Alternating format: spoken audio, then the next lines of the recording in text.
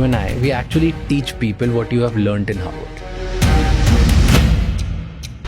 One of my best courses at Harvard Business School was negotiations. Simple things. You're having a negotiation. Should you make the first offer or should you keep quiet? And there are some theories on that. If it is only price, go first. It's called anchoring. If it is not price but it has many issues to do, listen. Negotiation may ask open-ended questions. You guys are taught to learn accounting by actually doing a post-mortem on lot of financial frauds. So failure is actually the best teacher. There's a Stanford professor who once said, look, if I'm given an opportunity to invest in a first-time entrepreneur or a second-time entrepreneur whose first venture failed, 10 out of 10 times I'll invest in the second entrepreneur because he or she has learned so much and they'll be better. If I have to learn to build, let's say, my career, finances, health checklist, what would be those questions which can help me audit myself? First, define for yourself what is happiness, what is success. Now, once you have a good sense of what that is, your choices will become somewhat obvious. Then you work towards that if you're a salaried person. I would really say, invest in upskilling. Invest in building your social capital. You may be the best performer in your company, but the CEO doesn't know. You will grow 12% year on year. So think about that. I was reading this article that no other country's people has been as successful as Indians when it comes to leading people. We grow up in a country where there is chaos, left, right and center. We are a constrained economy. So when we see a constraint, we say, okay, my job is to solve that constraint. That is leadership. That is business. Plus also look at language and interpersonal skills. Right? Today you have to deal with somebody. Our languages are different. Our cultures are different. But we know how to mix, get along with people. That's a very good skill set, especially when you work abroad. We are not a homogeneous society. Homogeneity is a killer of entrepreneurship and innovation. There's one concept. What is this? I've put in 3 boxes in front of you. You can open one by one and you can actually talk about a specific principle that you have taught.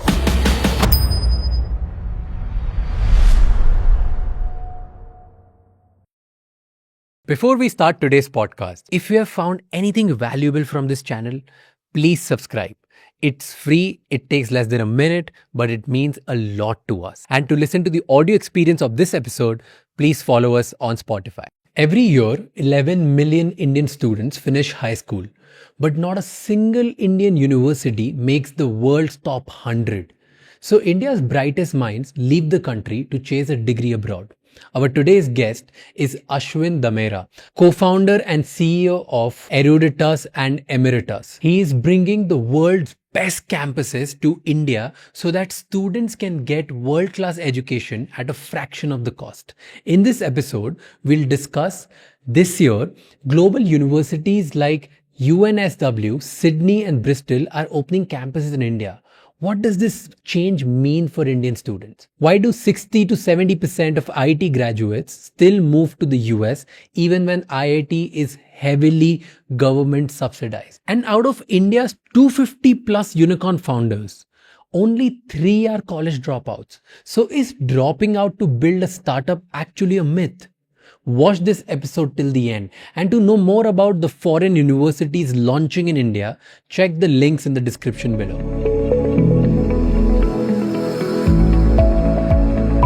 You went to Harvard, right? I did my MBA at Harvard Business School. I was traveling in the US, just got back. For Q? Universities. My job is to meet universities and now to bring US universities to come and set up campus in India. What do you think the respect value of Indians now? When you meet universities as an Indian, do you think the respect has changed or there's still a little bit of, they see you with an attitude of you come from a poor country? No, it depends on if it's a top university or a bad university. Okay. If it's a bad university, they see Indians as dollars. Canadians see it as dollars, right? So वहाँ पे ज़्यादा visa rejection होता है. This 50% visa rejection out of that is that tier 3 university. So that's a commercial transaction. Indians are willing to pay. They take anybody whether. But if you're a top university today, people don't realize this. From the 1990s to 2005, 10, जो भी है, 60-70% of our IIT grads went to the US. If you take the top 30 IIT toppers of IITs, they all went and did their PhD, except for one guy. They all did their PhDs in the US, and now the head of department, the National Science Foundation head was a guy called Panchakeshava, Indian. I mean, so many Indians. The dean of Harvard Business School was Nitin Noria, Abhi Srikant Datta. So of course, they know the Indians are the smartest, brightest when it comes to academia. So those institutions have tremendous respect for Indians. Look at the PhD students also, it's Indian Chinese. Right? So there's a lot of respect. And I think they would love to have more Indians, high quality Indian students come in. Tier 2 mein the thing is ulta, totally ulta. They're just commercial dollar number. Can you pay? Indians don't pay that much. They want scholarship. So thoda uska attitude ka problem. That's it. So you feel, you know how, like from the outside, it feels like it would be opposite. But what you're explaining gives... No, not at all. They gave me a scholarship, a 70% tuition scholarship. Why would an American university using American taxpayer money give an Indian student a 70% tuition scholarship? Was that racist? Opposite. I never for a moment in my 2 years there ever felt that I was discriminated at all. It's just phenomenal. In fact, and putting it in a different way, look, they now want to engage more deeply with India. Of course. And of course, India is what it is and it's growing and all of that. And I think, thanks to Modi and all of this, even broadly speaking, the image of an Indian abroad has lifted significantly. But in academia, it's always been high. Fair. Because the scientists, the doctor pool, the IT guys, like they shaped a certain level of revolution all around the world. Absolutely. If you take outside of, say, Americans, which other country of origin do you find the maximum number of academics in, say, in the US? Indians. Or Chinese. Not Chinese. Number 2. Language ka problem hai. Then in the science fields, they have some issues. But so number 2. Physics and everything, they're in... Yes. So Indians, Chinese, number 1, number 2. In fact, number of students going abroad to study, Indians and Chinese always compete with each other. That's fair. But if I look at the deans, tell me the deans of a business school or a top university, how many Chinese would be there? Indians will find. Right. But so the Dean of Kellogg, for example. No, but think about it for a moment. That's my point. So because Indians are very strong in research, teaching, and in administration. I mean, look, we are a bunch of people in this country. We have massive talent. We just don't have opportunity. I always say that opportunity, when I'm saying, I'm referring to academic opportunity, right? I mean, how many of our Indians are actually finishing, how many Indians finish college every year? Actually, forget that. How many Indians finish high school every year? Just take a guess. Give me it. 11 million.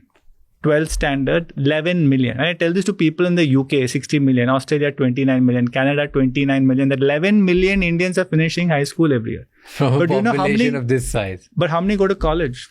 Only 27%. Just 3 million across. 2.7, 2.73 million. 3 million, rounding. What is that number in the US? 80%. UK, 60%. China, 40%. Because state education must be very good, no? State education, state funding of education is 5 to 6% of GDP. India makes 3%, and that also goes mostly to primary, jo bhi hai. But what's the problem? Now so that's one problem. Our gross enrollment ratio is 27%. So we keep talking about demographic dividend. But your dividend kab aayega? Tab aayega when these people go and get a good degree, a good education. Now a lot of people, the most sexy thing now is you don't need a college education. Yeah. This is mostly said by people who have got a very good college education, but we'll come to that separately. So 27% only is getting, what do the rest do? But take one step further down, right? So let's take, out of this 11 million, say the top 10%. That is 1 million Indian students who are the creme de la creme. Like there you pick the top layer of a cake and say, wow, this is the exciting part. That's that 1%, 1 million Indians. How many Indian institutions are ranked in the top 1,000 in the world? I'm being very liberal. I think it's about 10 or 12. Unka kul mila ke jo intake hai har saal, that number is about, say, 200,000. 2 lakhs. So you have 10 lakh Indians who are the top 10%, but the top 1,000 universities only 2 lakhs. So 8 lakhs is the mismatch. These people go abroad to study. Pura brain drain. The best example of this is IITs. 60-70%. IITs are massively subsidized by the government, taxpayer money. 60-70% get a great education, go to the US.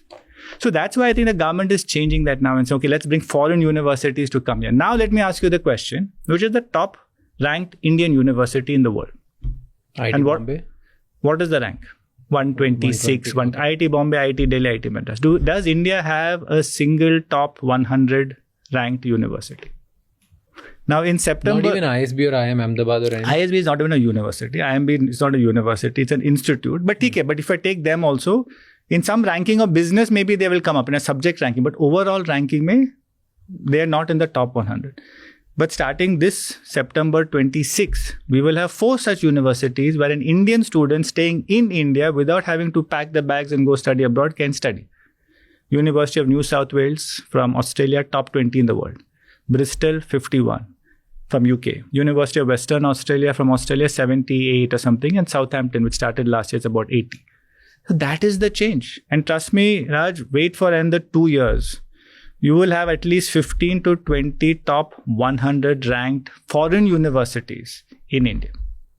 So my hope, and I think this is what the government is trying to do, that this brain drain becomes brain gain, that Indians study in India, work in India, build for India, right? And that brain drain has actually cost us a lot. I was reading this article where our article was a little negative, but I'll tell you first crux and then the second part. The positive side was that no other country's people or no other nationality or the origin has been as successful as Indians in when it comes to leading people or leading organizations, which includes a lot of people.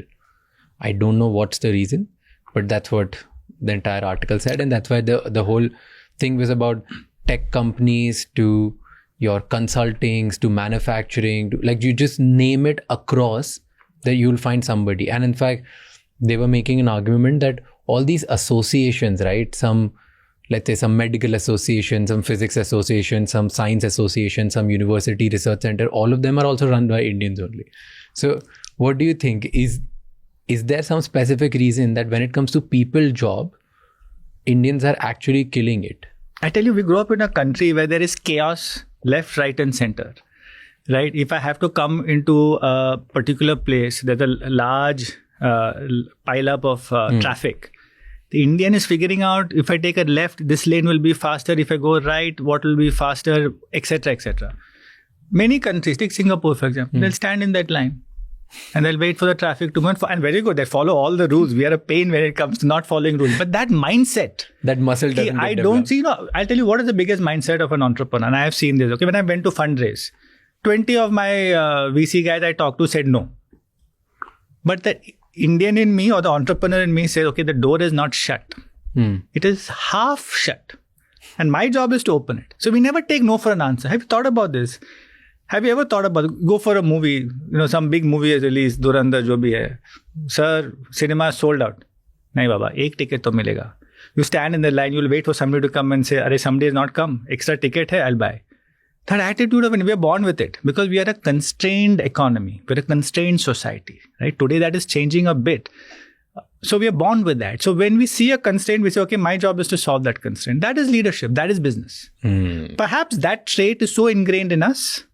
And there are some communities in India in whom it's even more deeply ingrained, right? That we become very good business people. Plus also look at language and interpersonal skills. Right? Today you have to deal with somebody. Our languages are different, right? Our cultures are different, but we know how to mix, get along with people. That's a very good skill set, especially when you work abroad. So there's something to be said about our system. We are not a homogeneous society. Homogeneity is a killer of entrepreneurship and innovation. Very often, Raj, we say in an education system, okay, what I learn is what matters. But I have put a framework for this. Everybody who goes to university wants career acceleration. So let's break that down. In my view, intellectual capital, what you learn, plus social capital, who you interact with, what is your network, plus brand capital equals career capital. Okay, and we can talk about this for a long time. But intellectual capital, let's stay on that because I'm a big believer in education, obviously. So you said intellectual capital plus? Brand capital plus social capital equals career capital. In India, as a society, we tend to believe that what I know is all that matters. In Harvard Business School, even accounting is taught through the case study method. These two companies, you're given data, tell me which one of these will actually do better, which has a liquidity risk. You have to analyze the data and come to a conclusion, and that is really business. Right? So even that intellectual capital, what you learn, how it is taught in these foreign universities that we are bringing their campuses to India, 65 to 70% of the teaching is just project work application. That is business. So you better learn it that way, especially in today's world where AI can give you the answers like this. Your skill set is not what you know, it's how you apply knowledge. So that's a very big part of it. The next one is social capital. Okay, social capital, though, I'm telling you, next level important, which nobody talks about. What is social capital? Who you know is more important than what you know. Two of my classmates in Harvard Business School gave me my first check. my business plan was a 10-page document that if I look at today, I'll probably laugh at. Okay, but so it was not the business plan had merit. Those two knew me, they liked me, they trusted me. They said, okay, I'm writing you a check, go start. 4 out of my 5 board members were Harvard Business School alumni. The first investor was KP Balraj from Westbridge. At that time, it later became Sequoia, now it's Peak. He was a HBS alumnus. So network is phenomenal. Now, of course, if you have not gone to one of these places, etc., you have to build your network. For example, I tell people today, if you want to be an entrepreneur, everybody likes to be an entrepreneur. How many startups how many VCs do you know? If you ever write an email to a VC cold, you're never getting a response. There are 2 kinds of ties, weak ties and close ties, strong ties. You know this. Harvard class, I know. Okay, so I'm giving you stuff. But it was so important. I, as a person, given my value system, I spend a lot of time on my strong ties.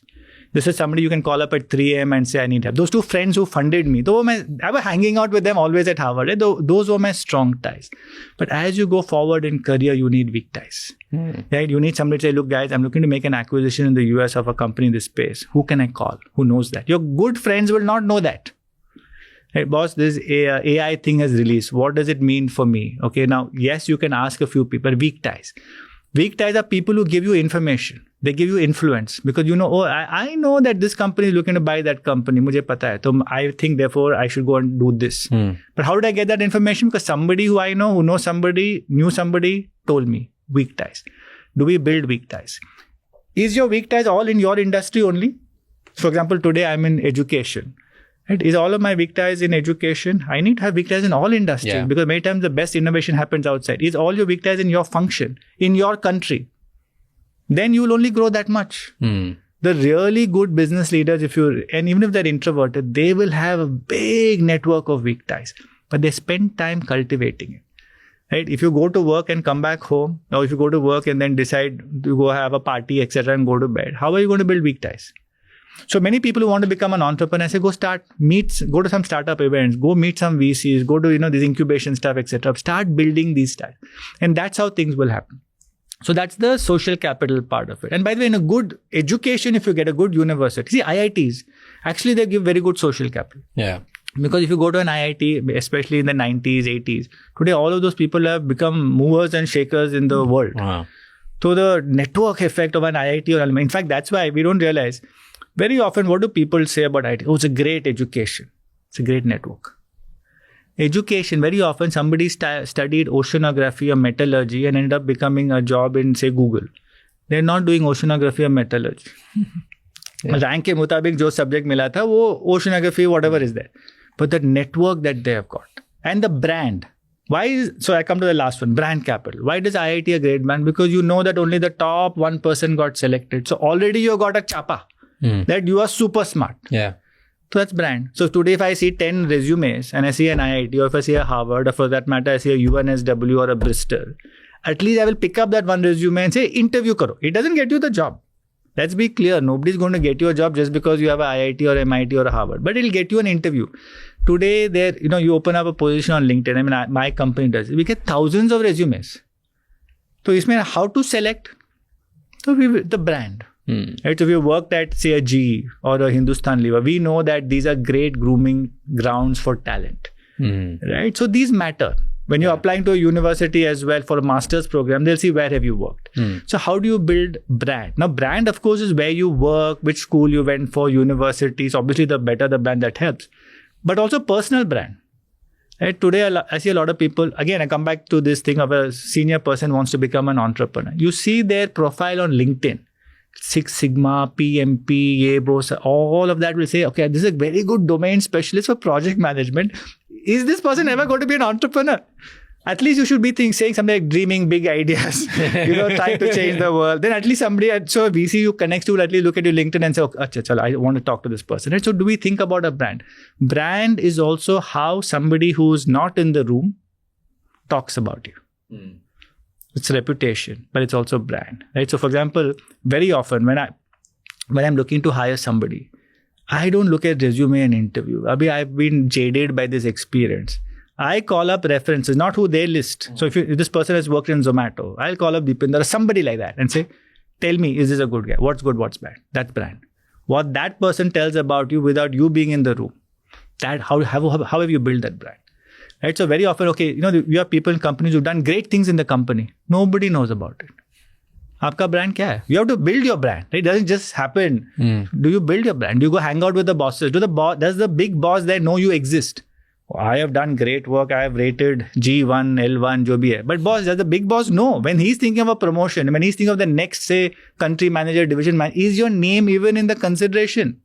How do you build that brand? Do they even know that you exist? So intellectual capital plus social capital plus brand capital equals career capital. And I'll give you a very simple, I'll break this down. This is a framework now, Raj. I'll break it down to numbers for you. Okay, simple. If you start your career with a 15 lakhs per annum salary and you get a 12% increment every year for 20 years, 15 lakhs. I start my career with 20 lakhs salary and I also get 12% every year. At the end of 20 years, what that difference is? 5 lakhs ka fark hai. First year. What is that difference after 20 years? Nearly 3.5 crores. We don't realize the power of compounding. Therefore, I tell people, Baba, please, doesn't matter if you spend a little more, get the best education so that you can get your best first job. This is step one.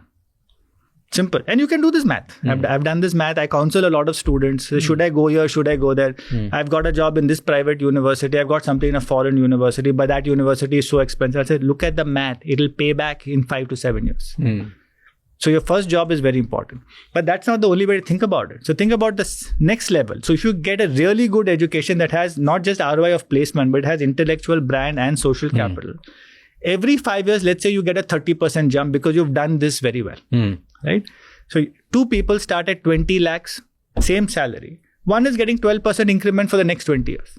And yeah, India mein 12% is a average, will happen. But one person gets 12%, but every 5th year, 10th year, 15th year, they got a correction of 30%. Only thrice. In 20 years, only thrice. You know what the difference in salary is after 20 years? 9 crores. So therefore, how much will you invest in a good education? This is what I tell people. Good thing would be that how about you and I, we actually teach people what you have learned in Harvard. The frameworks, the thinking work, so that people can actually get a sneak peek of what they actually teach you in US-based universities. I'll start with the most basic framework, right? Which is like, you are taught how to think when there's no right answer. Okay. That's one of the first things that Harvard teaches you. Absolutely. Right? And they call it, I spoke to one of the students and they said, they call something like the cold call. Right? What is the cold call? Cold call is something that's different, Raj. So cold call is, so every day, so Monday to Friday you have classes. On Monday, Wednesday and Friday you have 3 case studies. Tuesday and Thursday you have 2 case studies. Okay.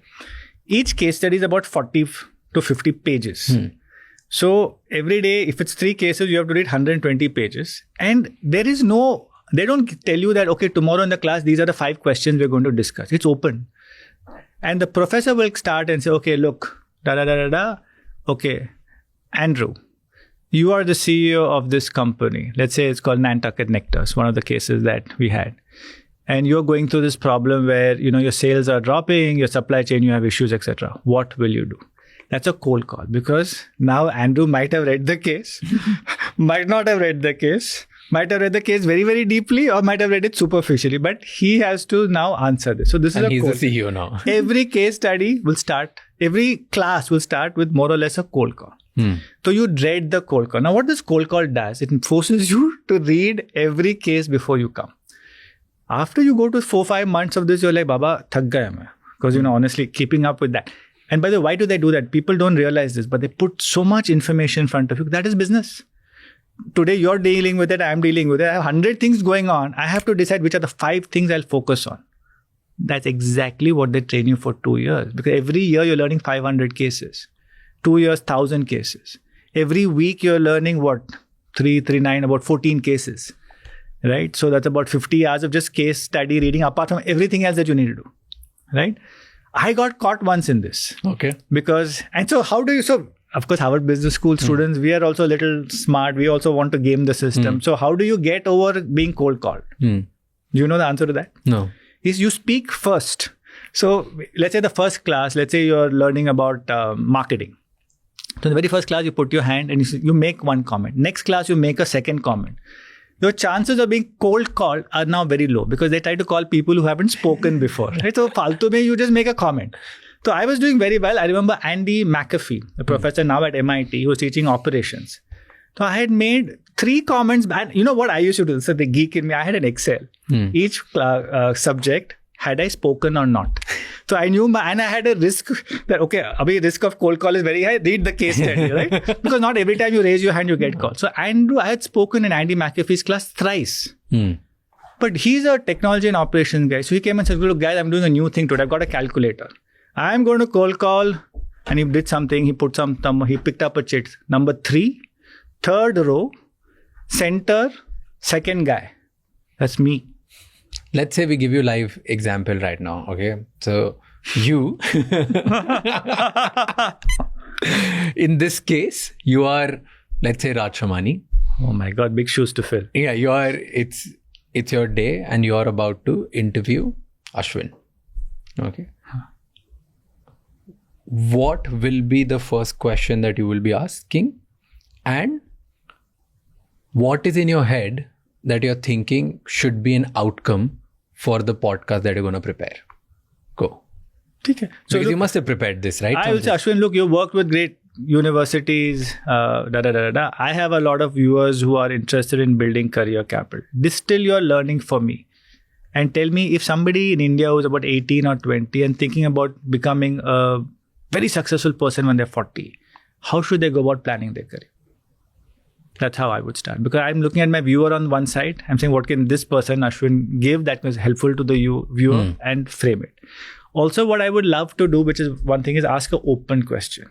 Right? So how would you go about? Give me some advice versus tell me, should they do this or should they do that? Do you understand the difference between open and a closed question? Very often, by the way, one more thing I would say is when you don't know which direction to go, and you are a great example of this. I've seen this. You ask open questions. Like, Ashwin, tell me what people should do. That's an open question. Should somebody do a university or join a startup? That's a closed question because you already framed with 2 options. So I would start with a very open question and then I'll see where it goes. Okay. And what would be the outcome that you want people to take away?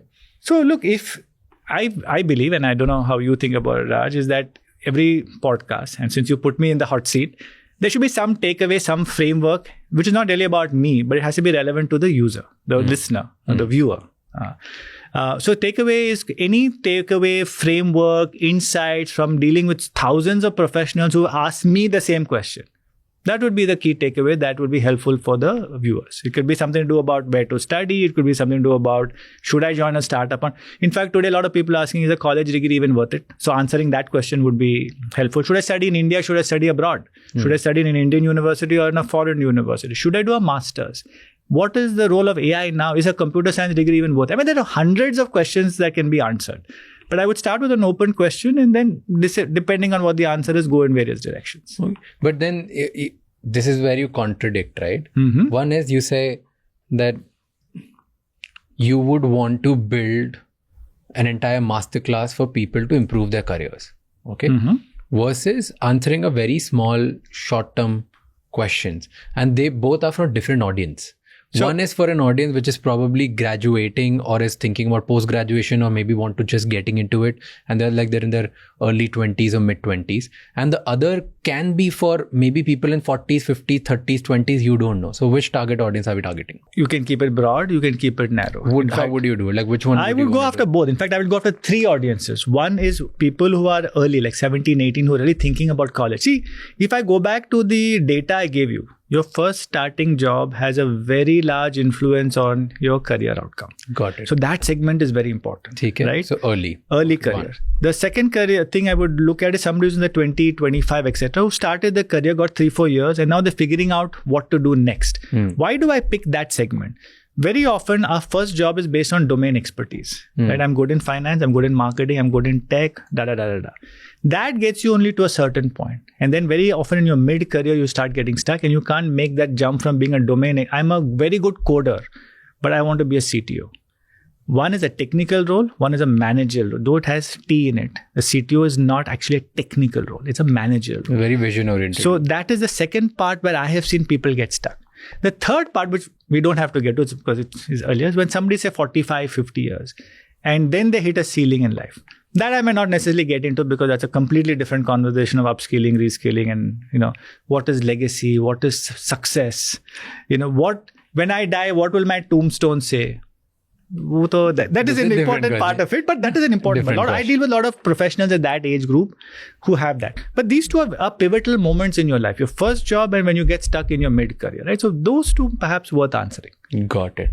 Nice. So see, we'll keep doing this. In case studies, what happens, what I know of is in universities like Harvard, there is no right answer. And you start your education or your first day of your class till your last day of your class. There is no right answer. There's no wrong answer. So how do you actually think before answering when you have no right answer? By the way, what does the Indian education system teach you very well? My first semester, I had a professor of marketing, Professor Kasturi Rangan. We used to call him Cash Rangan. Phenomenal professor. The good thing in Harvard is nearly 50% of your grade is class participation. So you read the case and you participate. So at the end of half of the semester, so mid-semester, he gave me a feedback. He ranked me 2 on 4 or something like that, which is not the top 20%, but below that. So I was a little perturbed. So I went to see him and I said, Professor Rangan, why am I not 1? So it's a good question. And very sweetly he told me, he said, look, you answer questions, but they're obvious answers. The answer is in the case. You're pointing out to the right exhibit or whatever, saying, look, based on this. So you don't give me any great deep insights. That's what a Harvard MBA should be doing. Okay, understood. So he gave me an example also. Very sweet of him. And that's really a good professor, right? So then I came back and thereafter I started distilling. So I'll take some data from here and say, okay, therefore I believe based on all of this, you have 3 scenarios. A, B, C, you should do this. Versus saying they should do this. I finished that class with 1. But what he taught me was exactly what you're saying. Is there some decision-making framework? Look, there are decision-making. Which one do you use personally? Which you love the most? No, look, the decision-making framework. So there is a decision-making framework. You put, for example, if you want to buy a house, you're looking at 2 houses. Location is important. Price is important. What your neighbor thinks is important. Something else, what your wife thinks is important, etc. You give weightages for each of those. You rank each one of that and you do a weighted average. Life doesn't work that way. Right? So, this is a framework here. Like, framework mein kuch lena dena nahi boss, because so what can you do? So, by the way, there is a science on decision making. Professor Neil Bearden in INSEAD, I am so inspired by him. He teaches a class on decision making. How many Indian universities teach decision making? Let's agree on one thing today, right? The success of any individual, whether it is business or thing, based on decisions we make. Yeah. Shouldn't we be taught how to make good decisions? What were you taught? Give me one insight. So 2-3 things, right? This idea that I don't know. Let me play an exercise with you, okay? I'll ask you a question. You answer this question by giving me a range. You can say low and high. Okay, so quick game. How many McDonald's stores are there in the world? I don't know. Give me a range. How many McDonald's? Mid se low ke beech mein. Give me numbers, range. It's okay, there's no right answer. Acha, you're giving me like 100, 2000, 1000, I say, stuff just like that. Give me a range. Okay. Maybe like 10,000 something. See, you're struggling to give me a range. You gave me a number. You could have said 0 to 2 million. You would have been right. True. No, just think about it for a moment. What prevented you from saying, I don't know the answer to this question, so let me give a very big range, 0 to 10 million. You'll be right. Your 10,000 is wrong. You express your ignorance through a range. But first you should know you're ignorant. Sorry, I don't mean it in a bad way. Fair. Yeah, I like this. So I did this with Professor Neil, but my co-founder Chaitanya was with me. I was very confident. We did 20 sums. he beat me 18-2. Again, it wasn't a competition, but he got 8 because Chaitanya was willing to accept. I don't know. Range itna bada diya usne. I like, Chaitanya, 0 to a million is not fair. I said, yeah, but that's the game. I will give 10,000 to 12,000. The answer, I think, is somewhere 50,000, but that's immaterial. The answer is immaterial. So the first exercise, you have to unlearn. Nice. Remember, I came back to this point of unlearning. I thought I was very good in decision making. Yeah. Suddenly I realized I don't know the answer. Now, when I can operate in business saying, I don't know the answer, what will I do? I will ask for more information. First step for better decision making. Ask for more information. I need to get an expert in the table who might know. But that person may also be biased. Maybe I need multiple experts. I need to assemble a diverse thought in my team. Right? Everybody cannot have the same background and the same view on life. So I need diversity of thought. Then there is some science. Better decisions are made in the morning versus in the night, because cognitive load on your brain increases, its ability to think through is less. So you do all of these things and you make your best educated choice. That's all you can do in life. Whether that result comes or not, then you go back to the Gita and you take a philosophical view on life, right? But these are the things that you can do. Starting from the simple fact that I don't know. There are cognitive biases. So, by the way, there are biases also. So, let's say I have this mug. I want to sell you this 2 mugs. Let's say I have 2 mugs like this, and it is 100 rupees. I have here 3 mugs, also 100 rupees, but 1 mug is broken. Which of these 2 will you buy? You'll buy the 2 perfect mugs or 2 perfect mugs and 1 broken mug? I don't know. Just guess. Both are 100 rupees. Which one will you buy? I don't know. This one. The 2 mugs and a broken mug. Okay. Most people will say, I'll buy the 2 mugs that are not broken. Because isme kuch galat hai yaar. Something is wrong. But the answer is actually different. Both are going to give you 2 mugs for 100 rupees. Yeah. Our brain doesn't think like that. You do this experiment 10 times, 8 times, 2 people will choose this. 8 times people will choose the 2 mugs that are perfect. But why? Because in their mind, that's perfect. Isme kuch gadbad hai. But isme 2 to perfect hi the na? So that you're not being logical. You humans are not. The biggest crime in economics is this assumption that consumers are rational. Such a thing doesn't exist. I didn't get it. Wait. Okay, so यहाँ पे मुझे 2 mugs मिल रहे हैं. You're being very logical. You will not get it. So that in both cases, there's no wrong answer. No, I'm both just asking why people choose that, because in my head I'm getting extra here. But a broken mug. Correct. So you're thinking in a very different way. But most people will select this because this is perfect. This is flawed. So in your mind, you're not wanting to buy a flawed item. It is not flawed. But it is just how consumer behave. I'll give you a different example. Maybe this will be easier for you. Do you know Tylenol in the US? It's basically a paracetamol. Okay. If I gave you a paracetamol, so which is like Crocin, etc., or Dolo, jo bhi hai. Fever ki dawai. CVS. So in the US, you have a store, which is CVS, which is the common medical store. So this is store ka brand hai. It's a brand, so unbranded. Something like well-being either. Unbranded paracetamol. Wellness forever here. Sorry, well-being. And I give you Tylenol or Crocin. Ye paracetamol is 10 rupees. This Tylenol or say branded Dolo is 50 rupees. Both are paracetamol. Active ingredient, only one paracetamol written on the label. Which one will consumers buy? 50 wala, because they will trust it more. You know the real thing in the US, by the way, data on this, when people buy for themselves, they buy the unbranded one. When they buy for children, their kids, they buy Tylenol. That's why today the largest selling part of Tylenol is baby Tylenol. Just unpack that a moment. What does that tell you? The consumer is rational because he or she or they know that both are the same. So when I have to buy for myself, I will buy this. But when it comes to my kid, I'm not rational. And I'm not willing to take because I want to be a little more careful. It is the same drug. I don't have kids, that's why probably I chose that. But I get your point. But this is consumer insights. This is how people make decisions. This makes so much sense. So you learn all this when you think about decisions. This makes insane sense. There's a whole course on consumer psychology. Consumer psychology. My parents do this. I mean, that's a science to it. In fact, we are being cheated by consumer brands every day because they do this to us all the time.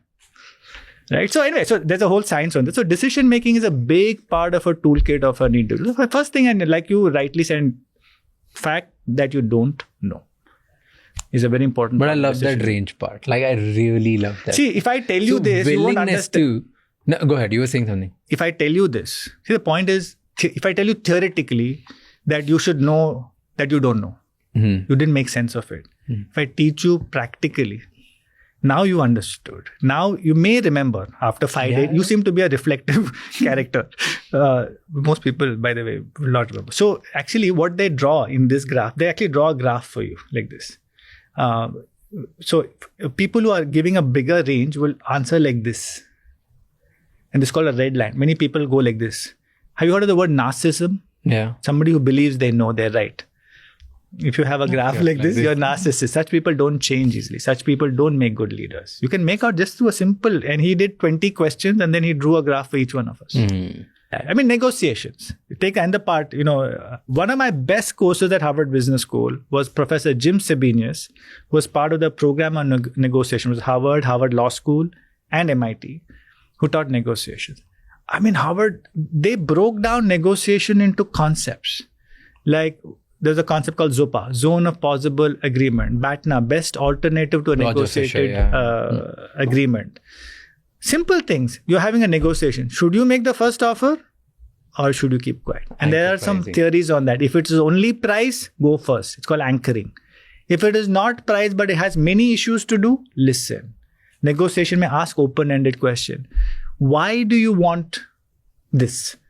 Do you want this because of that? No. Why this? Why that? What is a position and what is an interest? Yeah. I don't want, I'll give you an example. I don't want to sell this. So you want to buy my house. Let's say I'm living in a nice bungalow somewhere. I don't want to sell this house. This is my position. I'll pay 1 crore. No. 5 crores. No. Okay. So very often we make it price. If I pay price.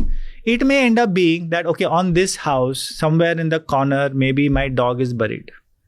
Okay. I'm not a dog lover, but many people are. And I have such strong memories that I somehow can't hand this over to anybody else. Right? If through conversation, open questions, you were able to discover that fact, you might give a deal that says it's 1 crore. So I will never touch that. And you will have lifetime access to come to this property and visit your dog's grave anytime you want.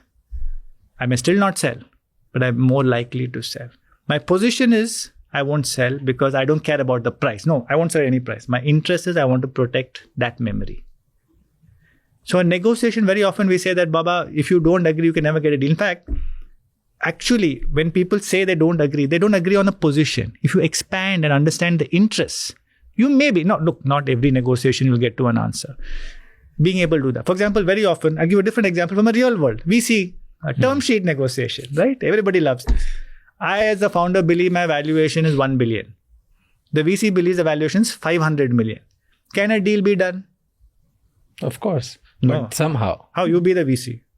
I am the founder. No, go ahead. Try. So I said, no, look, I'm this is the multiple. You gave such multiple to some other firm. I am worth $1 billion. Below $1 billion, I will not do a deal. Okay, and you want to do the deal, let's say. So what will you do? You will argue with me? No, below $1 billion, no. Yeah. Why would you, like education sector, right? Nobody is willing to put a price. Okay, I'll wait. Why don't you speak for yourself? You're not willing to put a price. How do you know nobody's willing to put a price? You should not invest. So we can have this argument, it'll go on, Forever. Neither will win. Yeah. But that's my position. What's my interest? My interest is I want to be called a unicorn. You understand? Could be. I'm just making it up, by the way. It's not my actual interest. This is an example you're role playing. So supposing you as a VC said, you could do many things. Yeah, so let's do one thing. We'll give you 90% of a round at 500 million. 10% we'll do. Let's say. 10% second round. I'll do a 90% round now, 500 million, and 6 months later, just to 3 make it look months later, optically, we'll do another. I'll do 10 million at 1 billion. Weighted average, yahi hai. I'll shake hands on that. See, I'm giving a very simplified question, but you understand the difference between position and interest. My position is I want to be $1 billion, I won't negotiate. My interest actually is I want to go tell 100 people, maybe unicorn. So in negotiation, you covered few tools. You said position versus interest. That's one lever. Second lever, you said ZOPA. What is ZOPA? ZOPA is, so you are offering me 500 million. I am saying I'm $1 billion. But maybe I'm willing to come down to 800 million. Zone of possible agreement. Maybe you're willing to go up to 600. So 600 to 800 is the zone of possible agreement. How do you find that out? Through questions, asking. Right. So for example, I'll say, no, but 500, is that your last thing? Can you go to your committee and check? Sometimes the person says, हाँ okay, ठीक है, I'll see what I can do. तो मतलब है Scope है. No, this is my last thing, take it or leave it. Then also there might be posturing. So you have to, through conversation, explore, see what happens. That's how you try and do it. And typically these are more, Zopa is more for a deal where price is the main factor. Then there's BATNA. What is BATNA? Best alternative to a negotiated agreement. क्या होता है? I'm at $1 billion. Ye VC is at 500 million. Shit, if I screw around with this person too much and they leave, what is my best alternative? Okay, my best alternative is there is somebody else at 400 million. Chalega. So then I can play around. I have no money. I have 2 months of cash in the bank. So if I know my BATNA, I'll wag my tail accordingly. So suppose I have only 2 months of cash. You may or may not know that as the VC. Then I'll take your 500 million. I'll say, thoda karo, 600 karo. I'll try all my tricks, but I'm not negotiating from a position of strength. But if I have somebody else at 500 or 400, then I'll negotiate from a position of strength. Right? So you have to know very clearly what is your best. You have to know also, by the way, as a VC, you might be looking at other deals. So if you have a very good BATNA and I have a very good BATNA, chance of a deal happening is less. But if one of us don't have a good BATNA, chance of a deal happening is higher. Yeah. For that, we need to know each other's BATNAs. Give me one anecdote from your life, one story from your life where you have used any of the negotiation tactics which you have learned in Harvard Business School. Oh my God. Look, I think so one specific story. So when I was... where you either ended up winning negotiation or losing a negotiation, both works. So a negotiation usually... the best negotiation, by the way, is a win-win negotiation. Of course, it's never win or lose. It's win-win only when you think you've won. So I'll give you this example. We had, what was their name? Naspers Invest, which is, now they call a different name. I'm forgetting the name. And this is a big South African fund. So they were investing. No, not Naspers. Naspers. Okay. Damn, how can I forget the name? Anyway, blanking. It'll come back to me.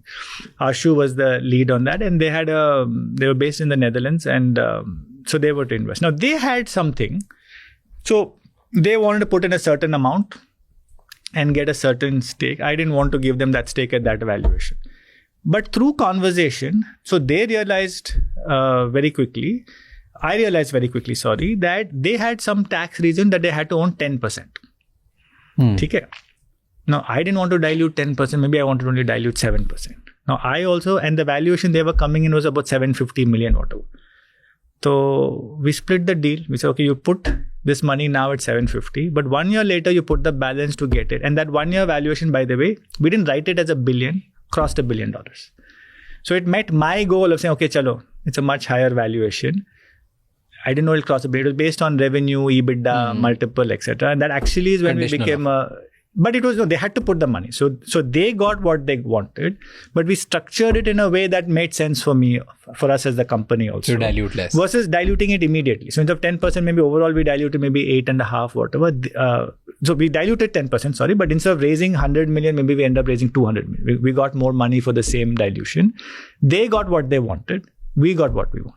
Right. So that's but when we started, there came a point where we said, okay, maybe we're at an impasse because they wanted to put in a certain amount of money and get 10%. And we're like, no, that doesn't work for us. When we understood the interest better and they understood our interest better, we were able to get something that actually made sense. So that was one example of how we have done. But there are many, and the nuances will be, it's not going to be as dramatic. The nuances hai, sab mein.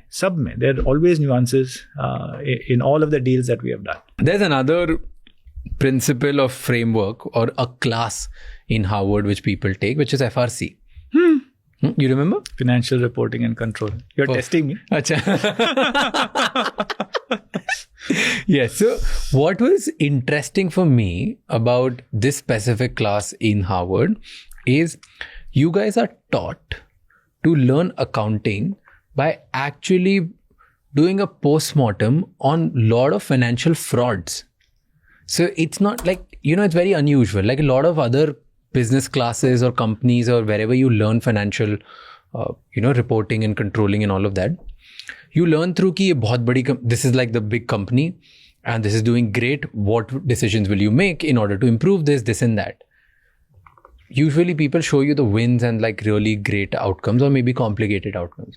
What you are shown is proper frauds. Like I know at that time there was Enron, WorldCom, Theranos, Theranos was decent. So you're taught by these things. Why? Why do you autopsy corpse? Like why do you autopsy something which is a proven financial fraud? So look, at Harvard Business School, not just in FRC, in many of our case studies, we learn from successes, but we learn from failures of people as well. And of course, the word failure itself is a bit misleading, to be honest, because failure is a part of life, but you can learn a lot from failure. It's like the human body also, no? It's when you have some illness that you will go to the gym. Very often to people, or something starts hurting, then you realize, shit, I need to take better care of it. Right? So failure is actually the best teacher. In fact, very often in life, if you have failures early in your life, you'll make a better leader. There's a Stanford professor who once said, look, if I'm given an opportunity to invest in a first-time entrepreneur or a second-time entrepreneur whose first venture failed, 10 out of 10 times I'll invest in the second entrepreneur because he or she has learned so much. And they'll be a better entrepreneur. If I have to learn to build, let's say, my financial health audit or my career finances health checklist, okay, and which gives me a good understanding of whether I'm doing good in my life or not. Do I need to upskill, change myself, learn better, or do I need to continue taking the path? Whatever. There are a bunch of decisions which people in the mid-career will be thinking about. What would be those 5 questions or things which can help me audit myself? First, define for yourself what is happiness, what is success. Okay. You assumed it is financial. And it may be for many, many people. Okay. But first, define for yourself what is happiness, what is success. That is very important to do. Okay. Okay. Now, once you have a good sense of what that is, your choices will become somewhat obvious, right? For example, somebody might say, look, for me, success is being very famous. You can be very famous and not have a lot of money also. There are ways to do that. Somebody might say, I want to be famous, I want to leave a legacy, I want to have money, will be an option, and there are ways to do it. Somebody might say, no, my family is very important. So I may not want to be an entrepreneur. By the way, many people think entrepreneurship means better time management. Bullshit, the biggest bullshit ever in world. Entrepreneurship means you have no life. It's a 24/7 thing. For me, I would always say, first optimize what happiness is. Okay, that's question number 1. If you're very clear about that, for example, I will not do something that is against the law. It may be $1 billion opportunity, मैं नहीं करूँगा. So there's certain sectors like gaming. I don't understand. I'll never be in it because for me, that's not me. Education is beautiful for me because I really feel I'm serving somebody. So even if I don't make money, I don't care because I'm doing something that I love, I will be happy. Okay. Right? So happiness and success, define that. Question number 1. And then once you define that, you know the weightage. Now, how much of that is financial? Right? So if that number is very large for people, and by the way, it may be large for it, nothing wrong with it. Nothing wrong with it being large. Everybody will act very cagey. No, I don't want to be a unicorn. Baba, just sach mein bolna. What do you want? Right? So agree, okay, it's financial. Then you work towards that. Now, work towards that means what? So I gave an example for a career person, right? So the difference between a 15 lakh and a 20 lakh salary, difference between somebody starting at 20 lakhs and somebody else also starting at 20 lakhs. But 3 times in your life, you make a jump because you invest in your education. What does that lead to? So think about that if you're a salaried person. If you're somebody looking at going into entrepreneurship, please don't become an entrepreneur thinking you're going to become a billionaire. See, how many startups are there in India? As per DPIT, there's about 7 lakh. Okay. How many unicorns are there? 150, 200. 123 Okay. kuch aisa hai. So do the math. The odds are against you. And unicorns is equal to not billionaire. I was going to actually perfect. So of those, how many are actually billionaire? Billion. So very few. Many. I know few unicorn founders. They don't make bare minimum salary. Now they have great valuation and are struggling at this point. And somebody who's 10 years in the career, mid manager, is making more money than that unicorn founder at this point. Perfect. So you figure out your path, but just don't start a startup saying I want to become a billionaire. Start a startup because you say I deeply believe that I'm going to solve a problem and I care about that. Actually, by the way, there are more chances you'll become a billionaire if you take that route, because that is how a startup will succeed. But most people say, okay, I want to be this person. And today now Shark Tank has made starting up more popular, which is a good thing. But they see these billionaires. Also our media covers these billionaires so much. They don't write about all the other startups that have failed. But which is a good thing. You always cover aspirations so that more people can actually try to believe in something which is not their current situation. Yes and no. So aspiration, phenomenal. But also understand that path is riddled with skeletons of people who have also aspired and then perspired. Yeah. So just be ready for that. End of the day, don't think that it is easy. And therefore, what I'm saying, again, don't get me wrong, Raj, what am I saying? I'm saying start up because you want to solve a problem. I'm not saying don't start up. Why would I say that? But don't start up because you think work-life balance will be good or I'll become a billionaire. That's the wrong reason. Those are extraneous reasons. Start up for an intraneous reason, which is that I want to solve a problem and that will work. So if your financial thing is your big motivation, is it a salaried career? Is it a startup? If it either one of these, especially if it is salaried, please, I would really say, what is the one thing that you can do? So you're already 35. You can't change your undergrad grad. Invest in upskilling. Invest in building your social capital. Invest in building your brand capital. You may be the best performer. I gave you that framework already. You may be the best performer in your company, but the CEO doesn't know. You will grow 12% year on year. You're the best performer, an average performer. The CEO thinks I'll give an example in my own life. So I was in Citibank. I was 22, 23 working in Chennai. And I was rated E1, L1, which is the highest you can be rated. And in all of that operations team, I think there were some 50 managers, only 2 got that rating. And I was one of those. I was very happy. But I was a guy who would come do my work and go home. On this, in building a business or actually exploring an opportunity, there's another Harvard class, right? Salmon's. Oh, you know about Bill Salmon? I'm already liking you very much. Okay. Bill Salmon is a rock star. Okay. Honestly, he's invested himself personally in about 1,000 startups. He and Howard Stevenson created the Center for Entrepreneurship, Harvard Business School. He's a professor of entrepreneurship. I credit my wanting to be an entrepreneur to him. What did he teach you? Entrepreneurial finance. But forget teach, he just inspired the shit out of me to become an entrepreneur. I mean, the kind of stories that, like I said, see, again, that's what I'm saying, right? He is invested in 1,000 startups himself. Maybe at that time it was 500, God knows. Yeah. Right? So he has worked with founders. So his ability to relate to it, he knows when you're bullshitting. That insight and just this whole, I never went to Harvard Business School thinking I'm going to become an entrepreneur. But I very often say this. But since you know Bill Salmon, I'm so happy because you can relate to the word. He was a key part of my decision making, saying, and he may not even know it. It's not like he counseled me to go become an entrepreneur. No. That class just was so fascinating because as an entrepreneur, Raj, you're dealing with all issues. It's not one silo. It's 100 issues. You're raising capital and you're creating something new that changes lives of many, many people. Right? So, yeah. But anyway, what were you saying about Bill Salmon? POCD. Yeah. You're testing me. I went to business school in 2003 to 2005. It's a long time back. But that concept has stayed with me. People, opportunity, context, deal. Yeah, exactly. It has stayed with me as well. I really loved this concept, and my loose understanding was people. I mean, you can explain, or I can explain. You explain. I'll tell you, and you correct me because you've attended the class. I only got the loose framework, which is POCD was people, then opportunities, then context, then deal. Okay.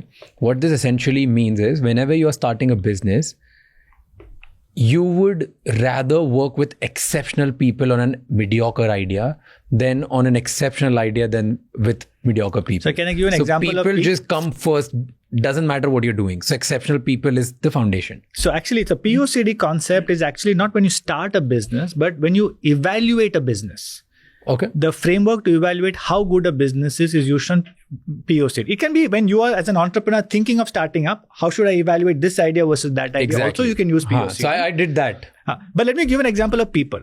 So what you just said, P, is best illustrated with a simple example. So Raj, let's assume you and I are going to row a boat. Have you ever done rowing? Yeah. Damn.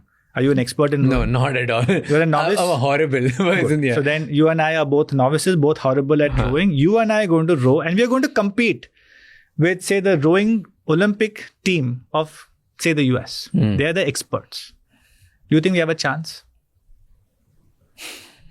I think we do. We do. So the only There's difference is no chance. the only difference is we are going to row downstream and they are going to row upstream. Of course we'll win. Are we better people? No. But we have a better opportunity. You understood? So to your point, even if you don't have the best team, but if the idea is so meritorious, if that opportunity is so large, I will back that. Versus maybe they have the best team, but they're going against the current. Maybe it's a dog-eat-dog business. They will only go that far. So anyway, that's just to illustrate that, yes, of course, people are important, but that next one, opportunity. Exactly. That is even more important. So that was kind of, the first is you actually assemble the great people together and maybe work on mediocre idea. Okay. But it just changes the context the moment you come to second, which is opportunity. Right? So imagine that Olympic team guys actually rowing downstream. That is people plus opportunity. So that helps you understand. Exactly. And opportunity, my simple framework of understanding was, my takeaway was from that concept was, opportunity is not what is available in the market out there for everyone to go take away. Opportunity is how much can you win in this opportunity market. Like there can be a big time ki India mein education business needs to build. How much of that can you win? That is the real opportunity that you should assess. Addressable TAM, not TAM. Correct. And the one that you can win. Like what are your rights to win that? Is that? And that's one form of opportunity. The other form of opportunity also, as you think about opportunity, is what other new S-curves may you be able to create later on. So I started a university, ठीक है, बाद में I can do student housing, बाद में I can do a medical college, बाद में I can do something else. So that opportunity actually can become larger. When you start, you don't know how big it is, but is there room to expand and play? I am selling a subscription product to a certain person, let's say to buy groceries. But I can also sell medicines, I can also sell this, I can also sell that. So the ability for an opportunity to expand versus I'm only selling one product to a finite set of customers and the opportunity size is small. Then the opportunity size is small. People like large opportunities. We always say, go after a large opportunity. If you're a small fish in a big pond, you're still better off. Go for aspirin market, not vitamins market. That's what they say. Right? That's a very famous saying, right? Yeah. Okay, so we covered people, then opportunity, then context. This is really interesting. Tell me context. See, context is, okay, you're in the higher education business. I'll give you my example. Today, 2 years back, the Indian government allowed foreign universities to set up in India. Context changed. Since independence, this was not allowed. Suddenly, an opportunity has come because the context has changed. And India is the youngest demographic. I gave you the numbers. Hardly 27% of people who finish college go to higher education. There are hardly any Indian universities in the top 100. Perfect. Now, let us say the same context. I tell you that, okay, the Singapore government has opened up for foreign universities. Okay, that has also not happened and they got independence around the same time. But population is 5 million. There are already very good local universities in the top 100, NUS, NTU. Context there is different, which presents a bigger opportunity. So India with the opportunity size and this context is a much bigger opportunity. So context gives you a sense of whether this will be a breakthrough, big idea in the future. It reinforces the opportunity size. It also has a lot to do with the environment and regulation. And politics and stuff. A lot of top conglomerates actually use this as if they just understand at the back of their head. They try to align their business interests with national interest. And the moment you do that, your chances of succeeding becomes much higher than if it would be otherwise. Context is, yes, so regulation is part. Aspiration is also context, right? So for example, I can give an example of where somebody got it wrong, which is a Tata Nano, where they said cheap.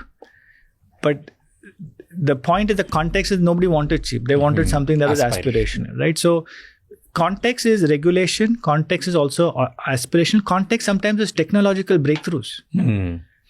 So if you look at, again, this was Clayton Christensen. So this whole size of the chip becoming smaller. That context allows you to now have devices like this.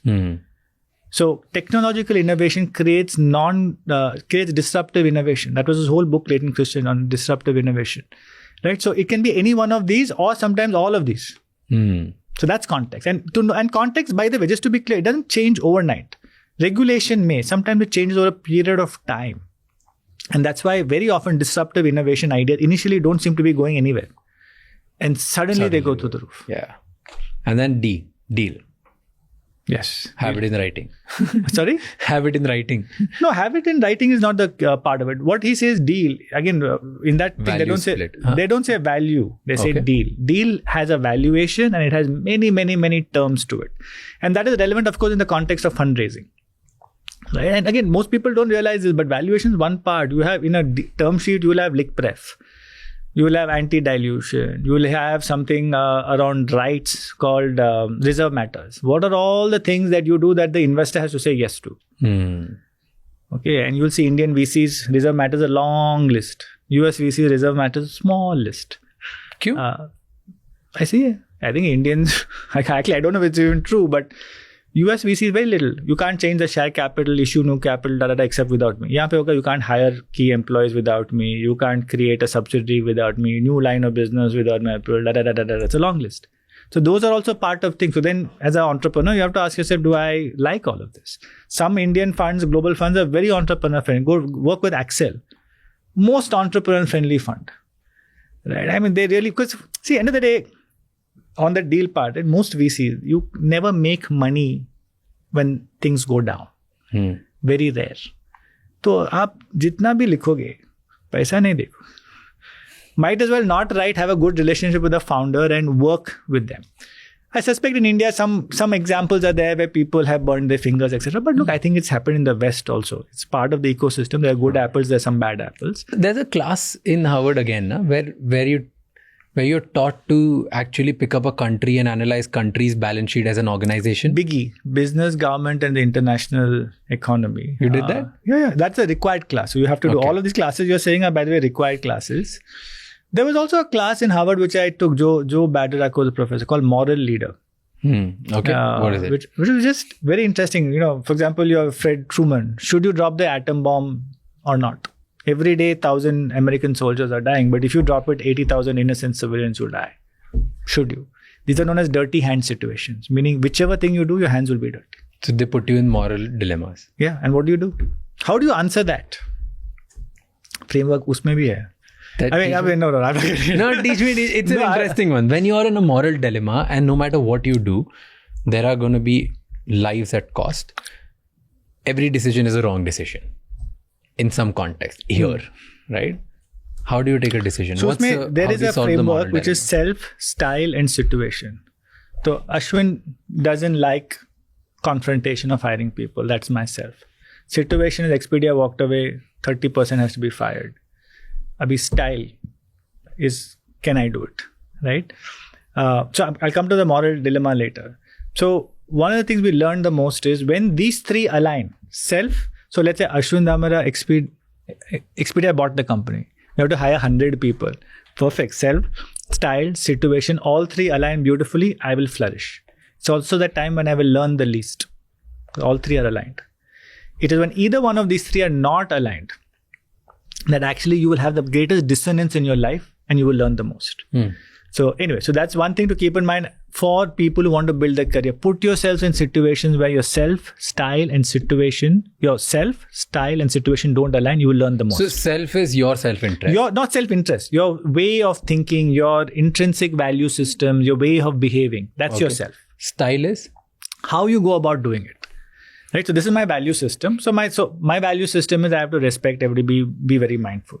So my style is aligned to hiring people, giving them a promotion, being nice to a VC in a negotiation, not being a bad boy. Because your value is being a good human being. Correct. So my style is reflected in that. Situation is whatever it is. But if the situation demands a different style, that's when you will learn the most. That's when it will be the hardest for you.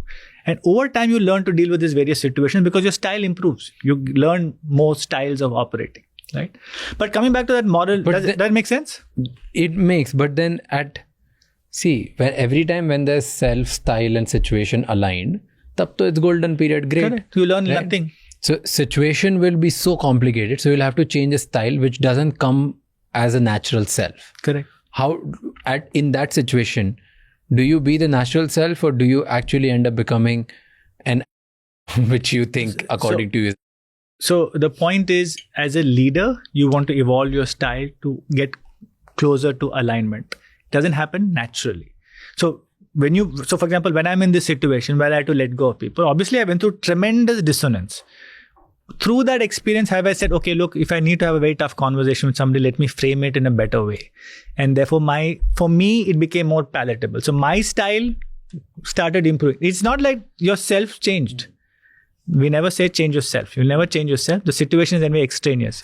It is the style that adapts, right? So how do you have that leadership skill set to adapt that change? For example, if today I were to have a conversation where I had to let go of somebody, I would do it way better than I did it at that point of time. Why? Because I have adapted. I have now figured out how to go about doing it.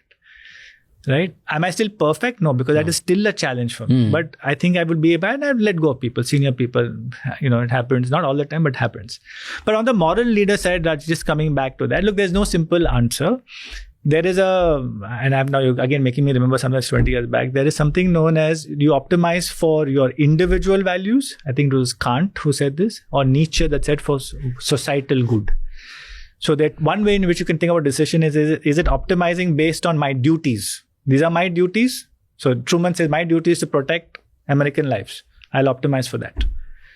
Or do you say, no, it's overall good of the society. It's not my duty. My duty is not just what I am supposed to do, but let me take a decision that benefits most number of people. In which case, you cannot be bombing that, right?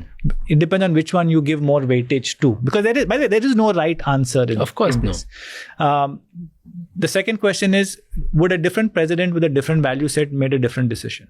This is that self-style situation thing, right? If I was sitting there, there's no way I would have dropped an atom bomb. Just not possible, right? Yeah. So, but if your value system is societal good and correct. people, then you can't. So ultimately, also you have to make decisions that sit well with yourself. Like Shakespeare said, right? To thine own self be true, then thou canst be false to any man. So, but some people don't believe that. So they would make different situations. So the moral leader class, I think, was helpful because very often in life, you go through these moral dilemmas. And how do you make decisions? Fascinating chapter by itself. Okay. So there's one concept. You learned it after Harvard and you've quoted this before as well. And I love this framework and principle. What is this? I've put in 3 boxes in front of you. You can open one by one and you can actually talk about a specific principle that you have taught. Let me try and see. This is yesterday. This is box 2. Can I open all 3? Yeah. It'll be easier to explain this. How do I make that stay? So there are 3 boxes. By the way, Raj, you didn't realize this, but the way you arrange this tells me something about you. That you arranged it this way and not this way. I think you understood. Those are subtle signs you can pick up about people. Explain, what did you pick it up? No, wait, you arranged this so that I could read it, not that you could reach it. You're not a self-centered person. You thought about the other person and it happened subconsciously. That's the key point, right? So again, 70% of leadership, communication is not what you say. It's non-verbal. You can make out things about this person, just the way they behave. Subtle thing, right? True. Anyway. But it's very natural. It comes down easily. So that tells me more about you. Fair. Right? And imagine if it naturally came the other way. That also tells me about it. So anyway, so much about life is small tidbits, but it builds that narrative. Anyway, so Professor Vijay Govindarajan, he's an inspiration, and he actually did our first online course. Okay. And he was at Dartmouth, and I got the privilege of sitting in his classes, and he had this construct about how one should think about life from a business perspective, but it can also equally apply to you as an individual professional or even in your personal life. And he said, look, business should be thought about in 3 boxes. And that's the name of his book, the 3-box approach. Box 1 is today. Okay. Today is, what is the business doing Today, it is typically the part of the business that's most successful. It's spitting out cash. It's what got you here. But then if you only focus on today, you will not create tomorrow. Tomorrow is box 3. So I'm going from box 1 to box 3. Box 3 is about creating the future. For my company, today we are mostly doing online courses. Students come from across the world. We work with a certain tier of universities. But for tomorrow, we are creating foreign campuses in India. This is a brick and mortar business. This is dealing with students who are 17 to 25. My core business deals with students or participants who are 35 to 45. Very different. But this is our future. We're creating the future. And to do that, you have to create a different kind of a muscle. But to do that, you also have to forget. And forget is yesterday. Right? What is that song there? Chodo kal ki baat pura. Something like that. Right? So forget about. Meaning what? You challenge your assumption. So we have to challenge the assumption that we're an online company. We have to challenge the assumption that we will not work with. So today we're working only with working professionals. We have to challenge that. We have to build a muscle for placements. We have to build a muscle to deliver student experience, student housing, etc. Challenging assumptions, box 2. So any company has to always be doing box 1, box 2, box 2. So take an example of companies that don't do this. You can take Kodak. Very strong in the film business. Completely missed box 3, which was digital. Gaya. In fact, I'll give you a better example of box 1, box 2, box 3. Easier for viewers to relate. This is box 1, box 2. Box 1 today, box 2 yesterday, box 3 tomorrow. Tell me, Raj, if I asked you to do a high jump, so let's say I put a bar that is this high, hopefully this is not too high, and asked you to jump, how would you jump? Just run from backward and jump. And that's how till about the 1950s people used to jump. That was box 1. You come and you jump both feet and you land. You take off on both feet and you land on both feet, right? And if I wanted to beat you, I would train a certain bunch of muscles, mostly your glutes, your quads, all of that, and get slightly better. Incrementally, we can get better, but you'll go need certain high.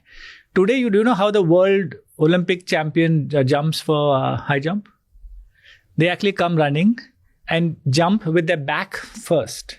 So the head crosses the bar. So they come running, they jump this way. And they actually land on their body. That is box 3.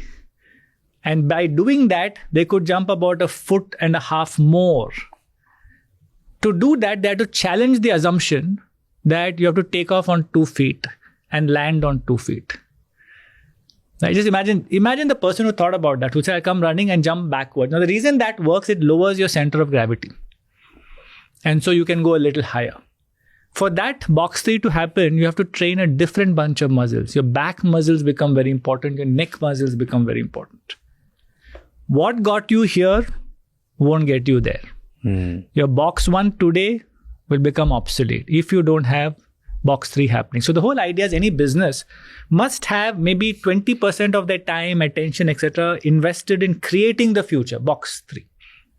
Right? If you're in the newspaper business today, you need to be thinking what your box 3 is. I mean, you should be thinking 10 years ago.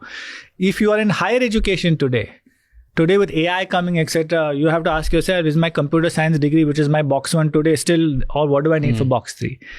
Maybe you need to ask yourself also as a podcaster, whether your box 1 today is the box 3 5 years from now.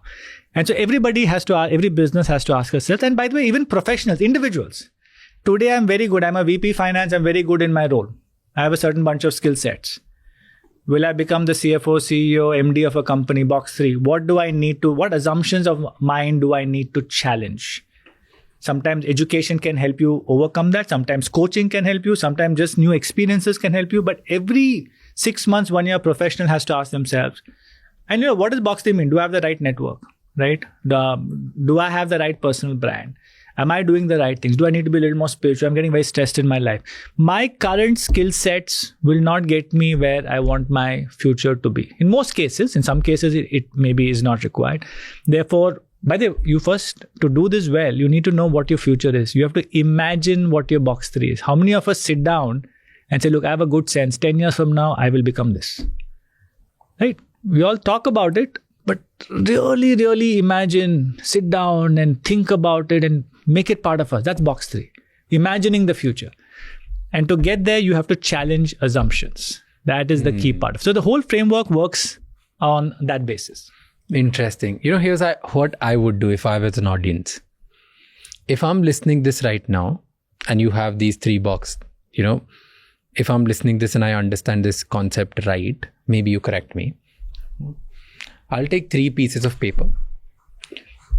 I will write on 1 piece of paper, what is that imaginative future that I want to create for myself?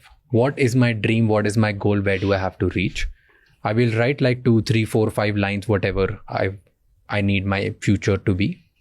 And then I'll put it in 1 box. Then for that, what is something that I need to do today in order to reach there? Yeah. I'll write a bunch of things and I'll put it in box number 2, which is I'll put it in box of today. And then I'll make 1 more list. What are the things that I need to forget? And what are the things that I need to maybe challenge about me, my skills, my situations, my learnings, my experiences that is stopping me to reach to tomorrow? Perfect. And I'll put it here. And I'll actually put it in front of me and maybe go through it every week and try to analyze my life and audit if I'm on the right path or no. Perfect. And let's give some examples of that, right? So let's say I'm a mid-level manager in a bank. I want to become the CEO of the bank. My box 3 is I want to become the CEO of a bank in 10 years, right? First question I'll ask myself is how many CEO of hiring happens through headhunters like say Heidrick or Russell Reynolds or Egon Zehnder. How many people in those firms know me? My first to do is I will get in the face of those firms that hire CEOs for bank. मैं पहले research करूँगा, नाम लिखूँगा, and in the next 6 months they all must know me. It's concrete. See, life is concrete. Once I know my goal, see, very often in India, we're all very interested in running fast. I tell people first figure out which direction you want to run, then run fast. Otherwise, you might be going further away from your goal. So once you figure out that's just a simple example of... What do I need to forget if I'm this person and I want to become CEO? You may need to forget, for example... or challenge. No. So one is, let's say today if you're in this company at a mid-level, you will have a network that is probably within that small little function. And you think that is good enough. Build your network more broadly. In this company, who decides the CEO? Must be the board, maybe a CEO. There'll be, how many of those people do I know? So forget that my network in my little pond is sufficient. Just because I know 5 VPs and 2 CXOs in my bank, is actually... How many did I do in the next bank? That most likely the CEO job will be the next bank. That is one thing. Second thing is you challenge your own skill set.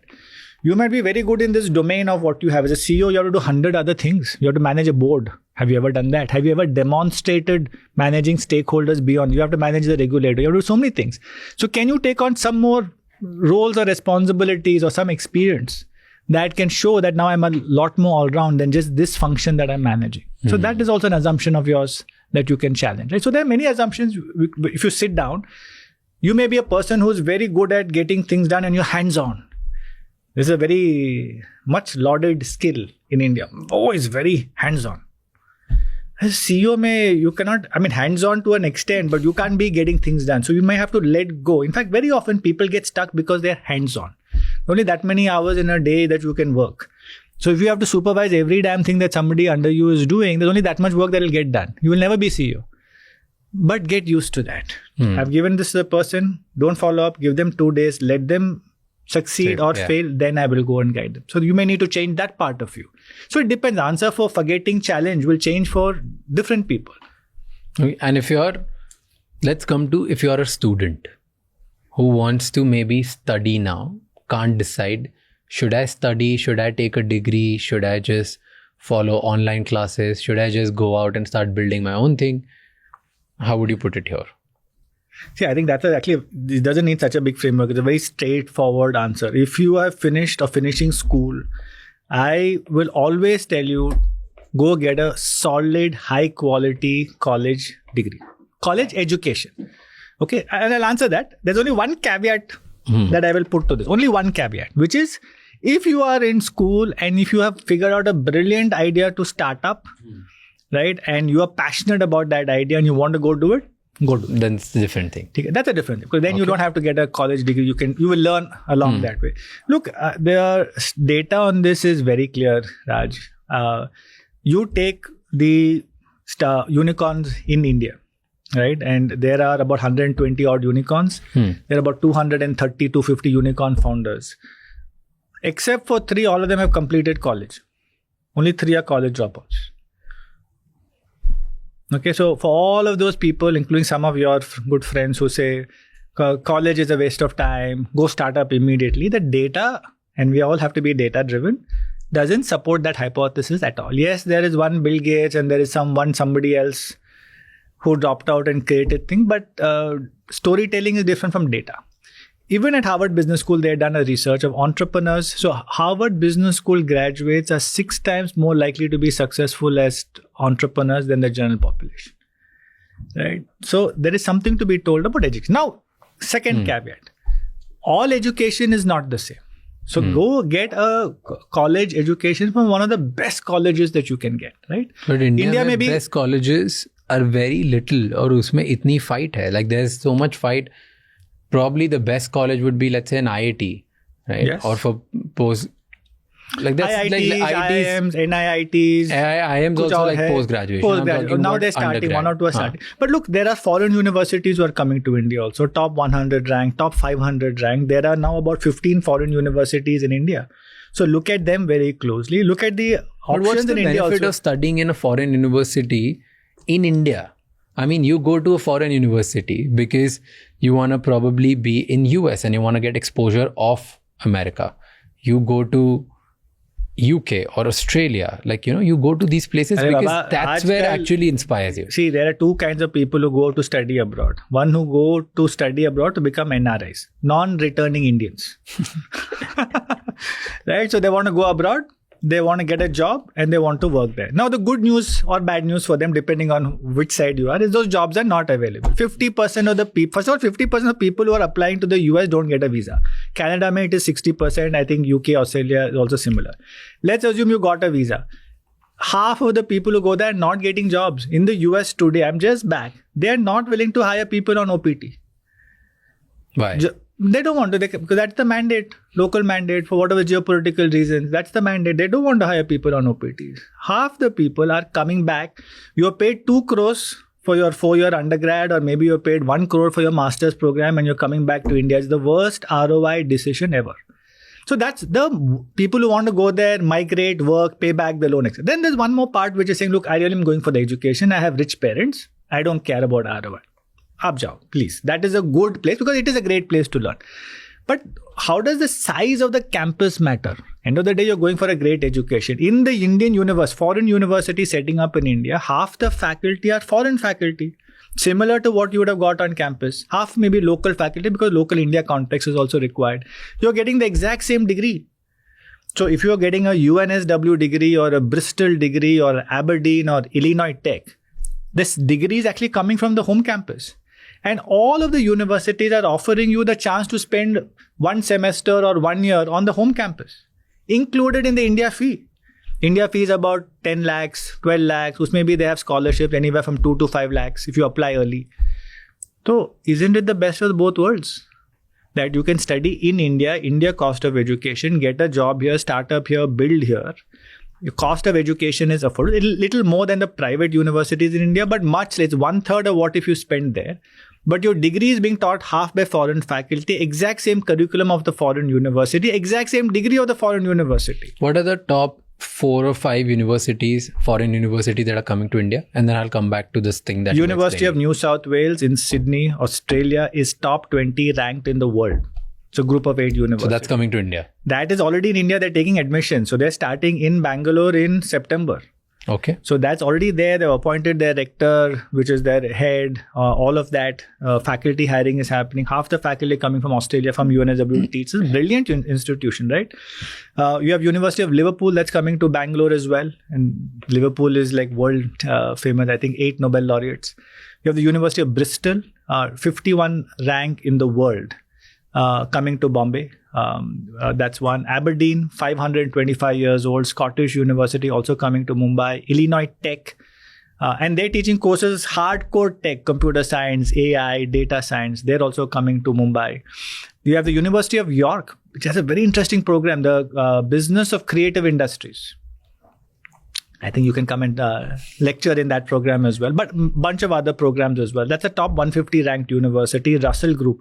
It's one of the few universities that is ranked now in the top 10 in research and teaching, others being Oxford, Cambridge and Imperial. So that caliber university is now in Mumbai, right? And then Victoria University from Australia, which is there in Gurgaon. So now let's go back to your debate. So these are the universities.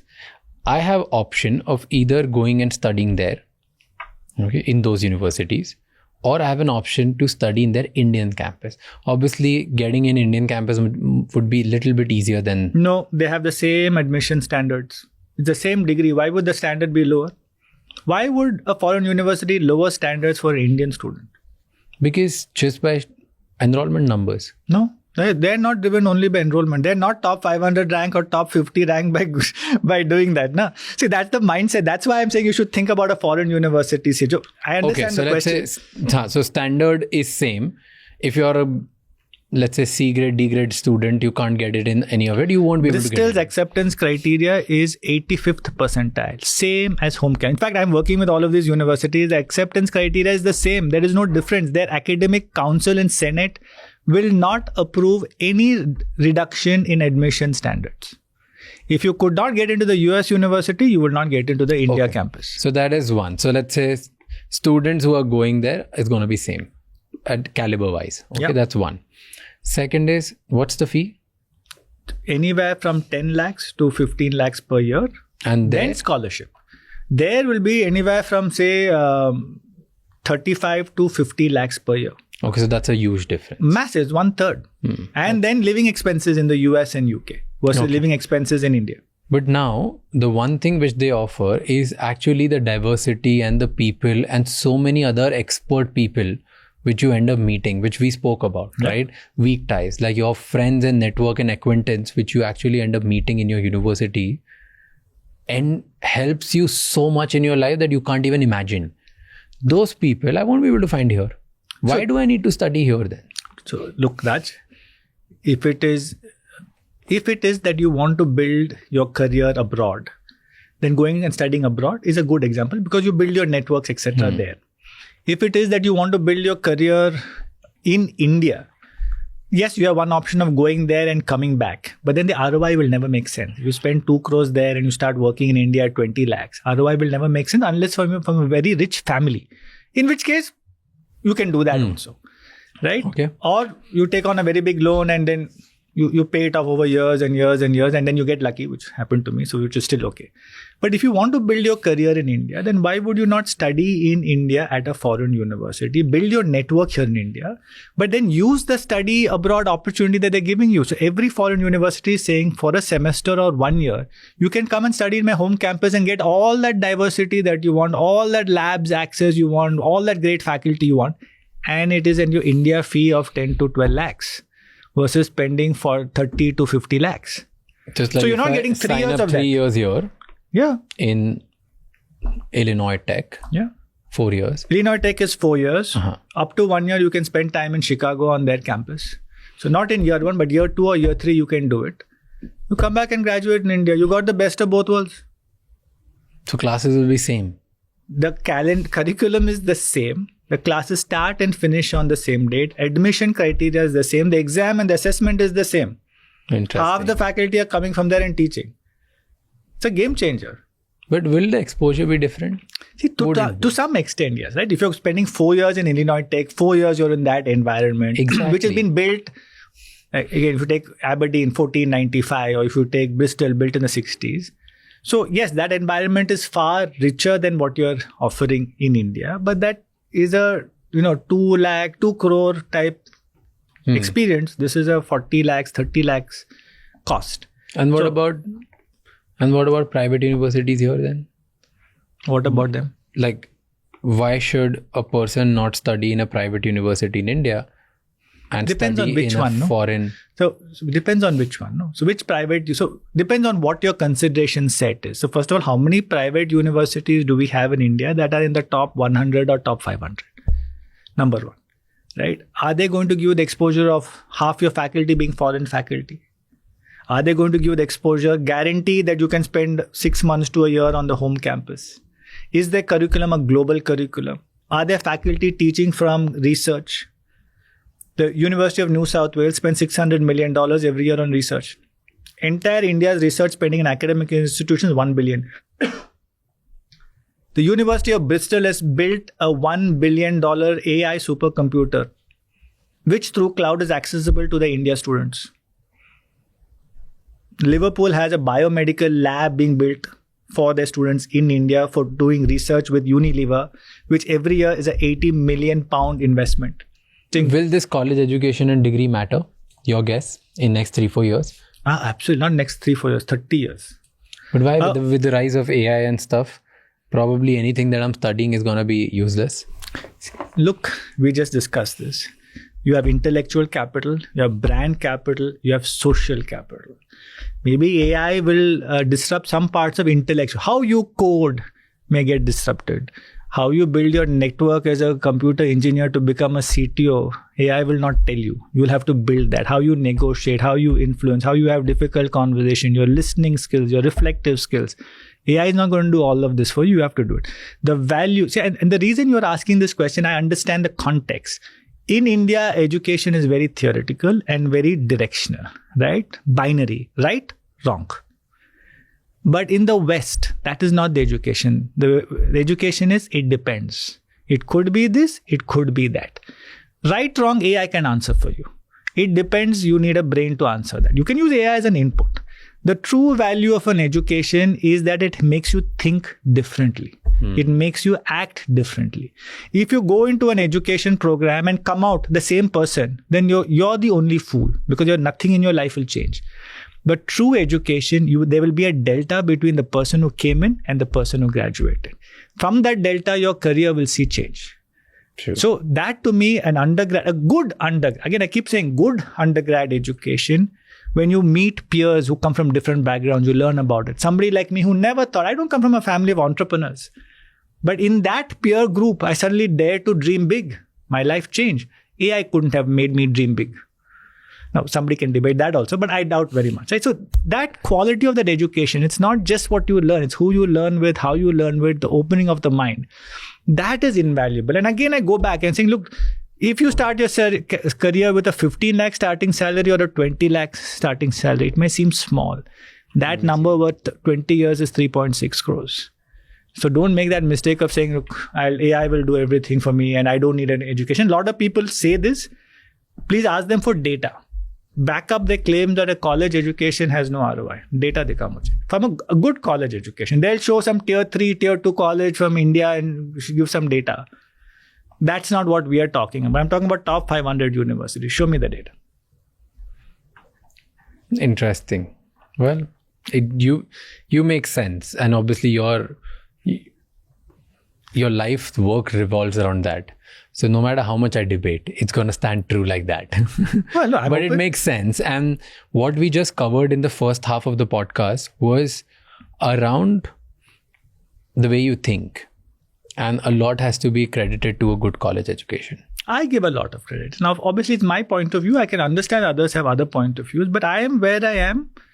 I would say 90% is Harvard Business School. 10% also I give it to my school education. I went to a Krishnamurti Foundation School, G.D. Krishnamurti. Oh, nice. We had no exams till 8th standard. We were also taught there's no right answer. You think about it. A lot of culture classes, nature classes, a lot of activity. See, that is the core of education. Whether you get it in undergrad, grad, school system, those are the kind of experiences that change and shape personality. So I'm grateful to that education, but definitely Harvard changed my life. And my life now is to make sure that Harvard-like institutions come to India, teach people, and then they go on to create the next 1,000 unicorns in India, perhaps, in the next 30, 40 years, and the country develops, right? And that is an opportunity. We want this brain drain to stop. The smartest people in India should stay in India and build in India. And then that ecosystem will change. It'll take time. And we all, by the way, we all are doing our small little bit. It's a very small little bit. It's too big a country for one or a few people to do. But that's the big vision. That's the box 3. Well, I hoped and I believe that you will be able to actually do a lot of it. So thank you so much for actually coming here, explaining things, teaching us, giving us a masterclass, and walking us to an opportunity that is going to change a lot of lives. Thank you so much. Thank you, Raj. I really enjoyed this. And by the way, I think you'll make a very good teacher. So please come to one of our campuses to teach. I will. I want to teach at some point in my life. So I'll definitely do that. I love teaching. Perfect. Wonderful. Thank you. Thank you. Thank you so much for watching this episode till the end. Now you have to do 3 things. Number 1, subscribe to this channel right now. The more you subscribe, the better the guests we will be able to get for you. Number 2, please comment and let us know what did we do wrong and what did we do right. Because the more you give us feedback, the better we will be able to make episodes for you. And number 3, please share this episode with at least one person, because one conversation can change someone's entire life. I'll see you next time. Until then, keep figuring out.